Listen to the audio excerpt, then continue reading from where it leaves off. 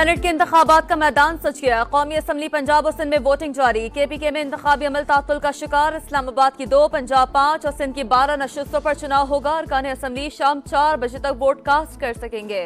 बलूचिस्तान से तमाम और पंजाब से 7 जनरल नशिस्तों पर उम्मीदवार बिला मुकाबला मुंतखब हो चुके।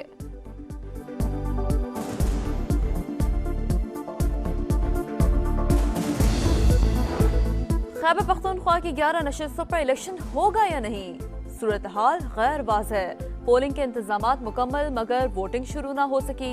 इलेक्शन कमीशन के मुताबिक मखसूस नशिस्तों पर मुंतखब MPA के हल्फ और नाम वोटर लिस्ट में शामिल करने तक पोलिंग शुरू नहीं होगी। रिटर्निंग अफसर के मुताबिक पेशावर हाईकोर्ट और इलेक्शन कमीशन के फैसले पर अमल करेंगे।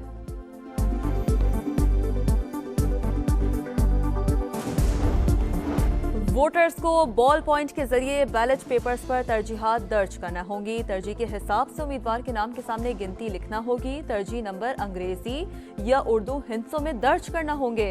दोनों में लिखने पर वोट मुस्तरद होगा। एक नंबर एक से ज्यादा उम्मीदवारों के सामने लिखने पर भी वोट गिना नहीं जाएगा।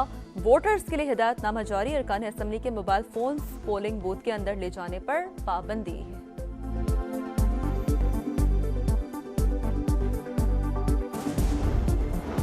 मुकाबला करने वाले बॉयकॉट कर गए। सेनेट इलेक्शन में 12 नशिस्तें जीत जाएंगे। तय कर लिया किन को कामयाब कराना है। वजीर आला मुराद अली शाह की गुफ्तगू। कहा, सूबे में अमन-ओ-अमान की सूरत हाल तसल्ली बख्श नहीं। जनवरी और फरवरी में क्राइम रेट बढ़ा, जल्द काबू पा लेंगे।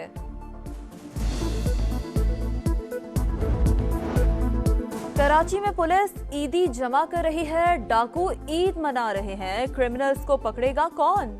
फैसल सब्जवारी का सवाल। कहा, पहले कराची के बच्चों को लूटा जाता था, अब मारा जा रहा है। मुजरिमों के पास बख्तबंद गाड़ियां नहीं, फिर क्यों ऑपरेशन नहीं हो रहा? विफाकी वज़ीर दाखिला कराची आए, हमारे लोगों को मारा जाता रहा तो हम हुकूमत छोड़ देंगे।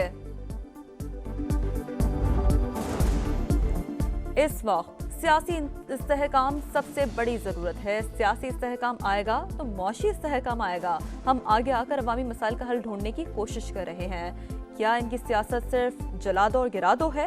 वफाकी वजीर मुसद्दिक मलिक की गुफ्तगू। कहा, पेट्रोल की कीमतें हमारे कंट्रोल में नहीं। नई हुकूमत में डॉलर और रुपए की कदर में इस्तेहकाम आया।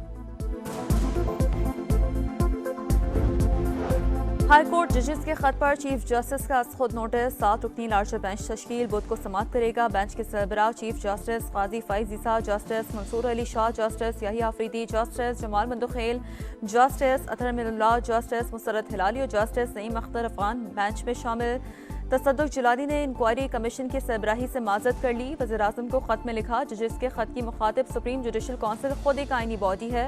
मेरा इंक्वायरी करना नामौजू होगा। कमीशन के TORs भी मामले से मुताबिकत नहीं रखते।